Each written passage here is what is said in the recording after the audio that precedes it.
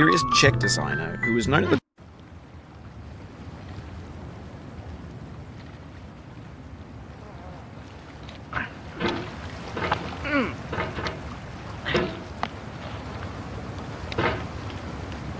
There's no feeling more intense than starting over.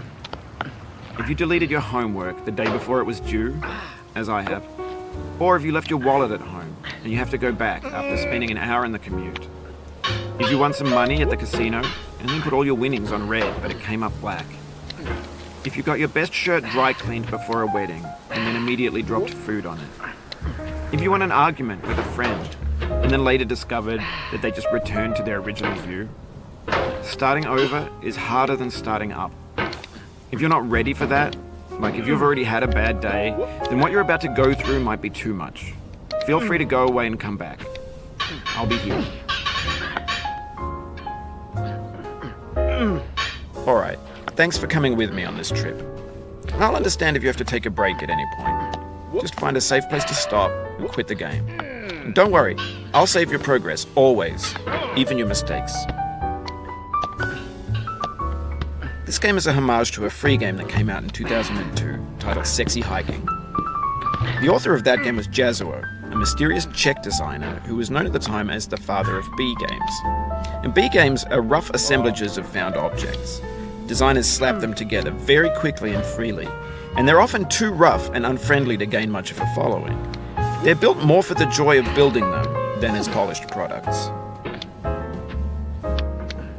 In a certain way, Sexy Hiking is the perfect embodiment of a B game. It's built almost entirely out of found and recycled parts, and it's one of the most unusual and unfriendly games of its time. In it, your task is simply to drag yourself up a mountain with a hammer.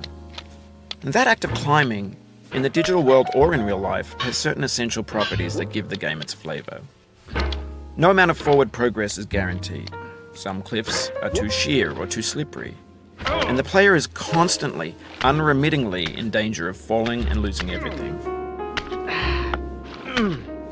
Anyway, when you start Sexy Hiking, you're standing next to this dead tree that blocks the way to the entire rest of the game. It might take you an hour to get over that tree, and a lot of people never got past it. You prod and you poke at it, exploring the limits of your reach and your strength, trying to find a way up and over. And there's a sense of truth in that lack of compromise. Most obstacles in video game worlds are fake. You can be completely confident in your ability to get through them once you have the correct method or the correct equipment or just by spending enough time. In that sense, every pixelated obstacle in Sexy Hiking is real. The obstacles in Sexy Hiking are unyielding, and that makes the game uniquely frustrating. But I'm not sure Jazuo intended to make a frustrating game.